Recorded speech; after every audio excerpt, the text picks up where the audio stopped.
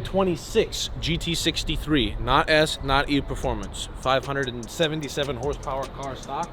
This particular one, they already fitted downpipes to it. And if you know anything about the brand new Mercedes, you know that for the most part, they're not tunable. However, this thing is getting full stage 2 plus package. So ECU, TCU, CPC. We got to do some special stuff so that we can talk to the car. But again, all within the wheelhouse, everything, all modules getting done. This is going to be close to 900 horsepower by the time that we're done with it. Sun is going down right now, so you'll see more of that tomorrow. But come on in, and we'll show you what we've got lined up. All right, so 992.1 Turbo S. This car in particular is a stage 3 plus build. So Dodson clutch kit, TTE 1000 turbos, big, very custom methanol kit, all braided lines, very, very nice stuff. A lot of components from Snow Performance, a lot of stuff that you can't buy. Methanol is a touchy subject on these cars. When it's integrated properly, it works very well. When it's not integrated properly, the car burns down. Don't suck, boys and girls. But anyway, this car is going to wear all of our software suite. So the Stage 3 Plus stuff, ECU, TCU, map switch. We've already tested the custom code. It works beautifully. Now we've got to put the calibration inside, take it out, log it, do all the stuff. I think we're gonna end up on a dyno with this thing tomorrow, depending upon availability, so you might see that. Hey, Mitchell, welcome to the channel. How are you doing, guys? Can't have the hair this guy has, but I gotta rep it a different way. So I rep with the power and the voice. I leave the looks and the hair to this guy. He's more aerodynamic. Yes. He is more aerodynamic for sure. But you got the weight advantage. According to wind tunnel testing, the coefficient. Yeah, my drag coefficient is way lower. I'm like a McLaren Speedtail, and you're like a Tesla Cybertruck. GT3 just came in, very nice. Satin neodyne wheels. It's already got an exhaust on it, yanking the ECU out. Before we do that, making it a logger ID. That man back there is gonna pull the ECU. I'm gonna read it, cook up some sauce, put it inside, go real fast. This is a gentleman's driving car. This is a phenomenal car to have as an everyday fun car. Well, I would rather have a turbo, personally, but I understand the appeal of the GT3. And for me, I would always choose this over an RS if you were driving it and you weren't a track guy. I agree with you. There's a utility to it. No, this, but with a stick. Oh, that's it. That's the only thing. That's the only thing. RS is a track tool. RS on the street, I do so many of them, but is quite honestly like driving a pogo stick.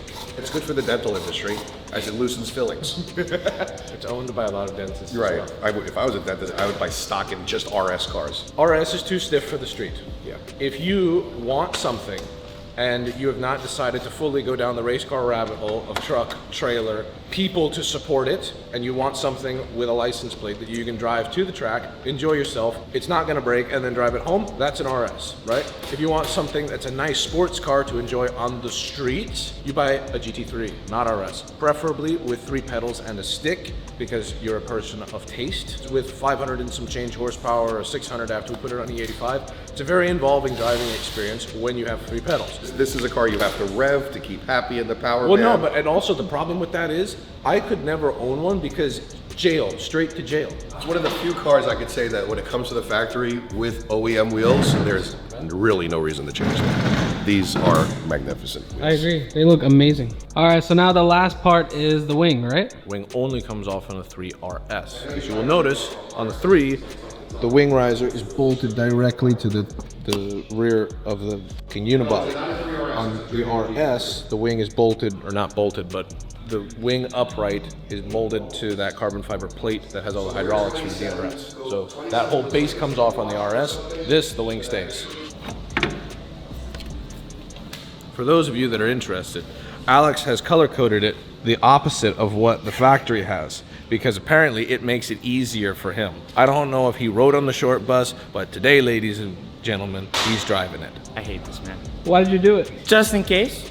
You never know. I know they're color coded. I know that each of the plugs come with their individual colors, but it still helps to have them color coded and you can QC after. Double color-coded.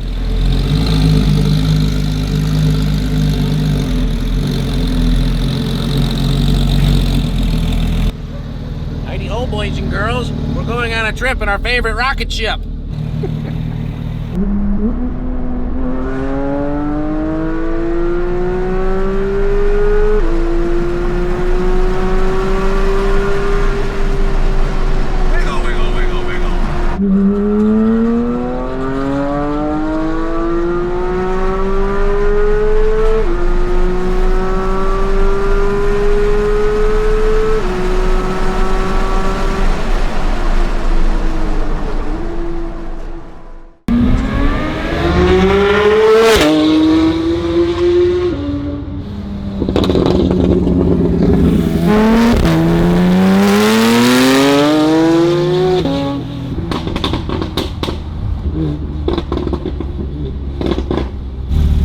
unicorns, huh?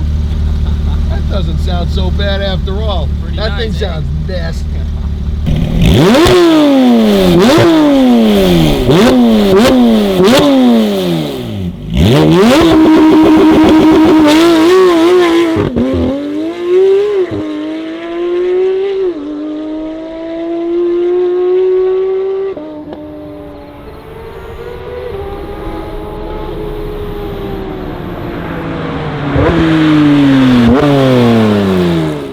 Shout out to Apollo Tune, Stage 4, you guys killed it.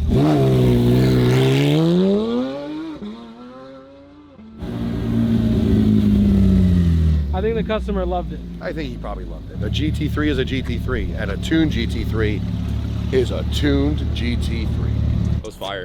When you actually stepped on it on the highway, you could like, yeah, it kicked you back for sure. More power. Das is good. We gave him the sound, now we gave him the sauce. Now you got the complete package. Alrighty, so Stage 3 992 Turbo S with all of the bells and whistles. Big turbos, water methanol, whole 9 yards. So, map switch, very important for something that's got big turbos and that you want to sometimes run big power on, but big power requires good fuel. Push our stalk away to enter our menu per always. Same base code configurations that we have. On this car though, since everything is custom, we've got a low boost pump gas map at 1.6 bar, 2 bar 93 pump, we've got 109 2.1 bar, some sauce, and then you kill 2.2 bar. Pray to Jesus, do not can pass go, do not collect $200, and only use in case of war, someone talking shit. So that's kill mode. You have the 4 power maps. Again, push away, menu 2. You've got your fireworks menu per usual. You've got your switchable exhaust flap configurations, and you've got your switchable cold start. So the full features suite that you're used to with a few amendments for the big turbochargers. Exit, we're gonna go drive it, validate all of the calibrations that we just put inside. Spent all day on this car making all of the individual stages. So now that they're all done and on the map switch, we're gonna go verify that everything is doing that which it was doing before, and then car done. So how would this compare to the other GT3 we just finished? Well, other than the massive difference in the fact that this car is turbocharged and the other one is naturally aspirated, here we've got all the options. So the map switch that the GT3 did not get is here. Obviously we have a lot more options because this car is turbo, we can play around with boost pressures, but even so, GT3, we have a lot of options, for different fuel types, the E85 stuff, the race gas stuff, makes the cars a lot more fun. You have the different power settings. So again, having different power settings, having the ability to turn the burble up, down, flames on, off, exhaust valve, custom configurations. We've got the switchable cold start. All of these are very, very nice options. It makes it an elegant solution for you guys that want to have, more than one way to run the car. And realistically, what I have found in years of doing this is this is the last tune that you ever need. We've put everything inside that you would call me back in a month or 2 months and say, hey, I want to make a change. Because let's face it, you got to pay more if you're going to call me back. So buy it once, get everything, and then the next time you call me is when you buy another one.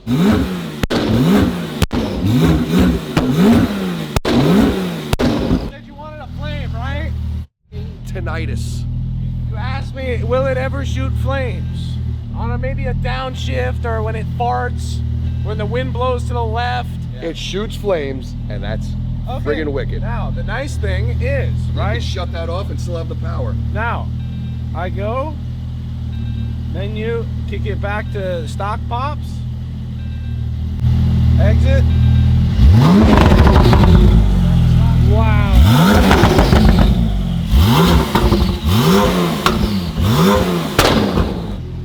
So you've got old man mode, which quite frankly, I find myself using more often. Oh, funny seeing you here. I don't know you.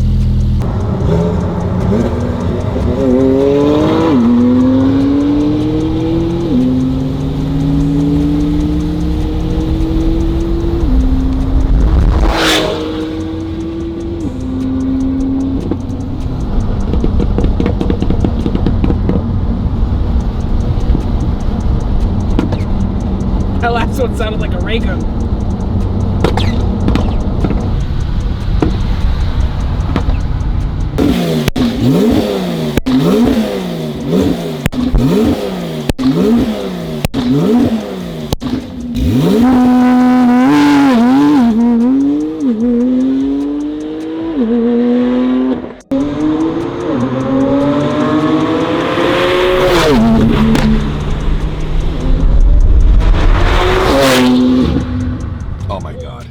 sounded like a freaking cannon going off.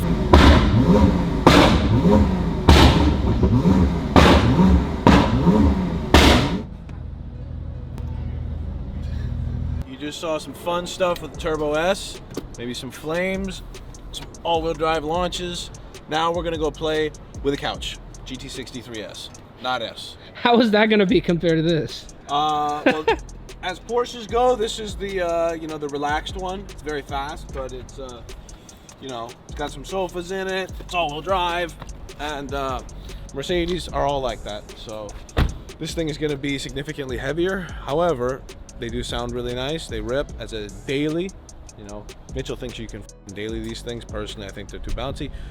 That you actually can daily. GT63 is a very, very nice. It's a E63 basically with some rear wheel steering, a little bit longer wheelbase, and this car in particular is a 2026.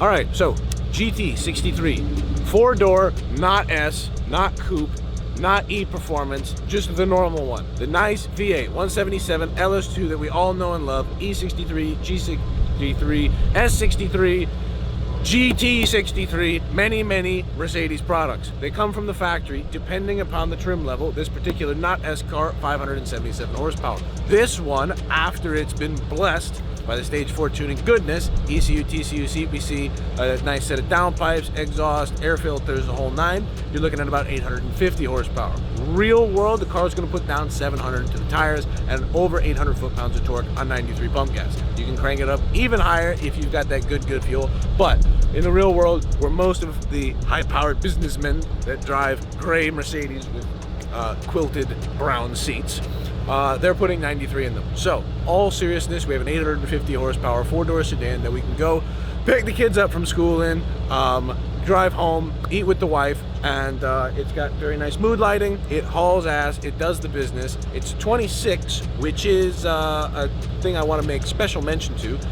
Most of the options out there do not work for these cars. So 26 has protected gateway. A lot of guys cannot flash the ECU. Most of your tools out there do not have the software available to flash these cars. Luckily, through some special friends, we do have the ability to flash all three, ECU, TCU, CPC. So torque limitations have been removed, gearbox is mapped, we've got our boost set exactly where we want it for 93 octane pump gas, make all the sauce that we can, and now we're gonna go play with it. And what about map switch? Map switching, just built for Mercedes. So for those of you that are gonna do high pressure fuel system upgrades, want to run E85 or big turbos, or have different octane special features, we do have the custom code suite now available for 1775 ECUs, all the 177 cars. So S, G, E, GT63, all this stuff, if you want to do it, it is possible. Options is better than no options. The same car every day gets boring. Like this, you can have a different car every day with the flick of a switch.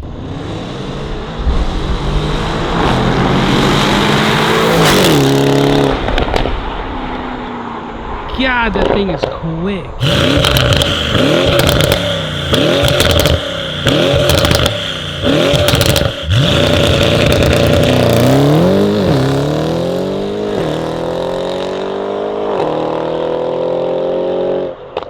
For a big fat 4-door, these are fun.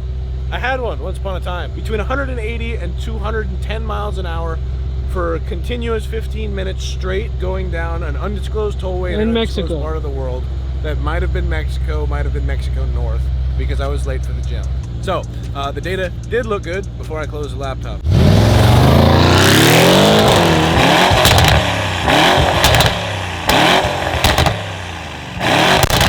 He looks like the typical GT63 owner, doesn't he? No, he looks like he would ride a Harley Davidson. No. And be mad that you passed him. But now in an AMG, and I'll pass you faster, thanks to stage 4. I found a fire extinguisher. Anyway, this is a wrap for Florida. GT3 man's very happy. He's grinning ear to ear. That guy's on his way. I'm sure he will be doing likewise. Turbo S has got some more stuff to do, but we are done signing off. So if you've got something of the like or anything else that you know that we do, Ferraris, Lambos, McLarens, Porsches, etc., go to the website, call my number that's on the screen right now, and let's get you right.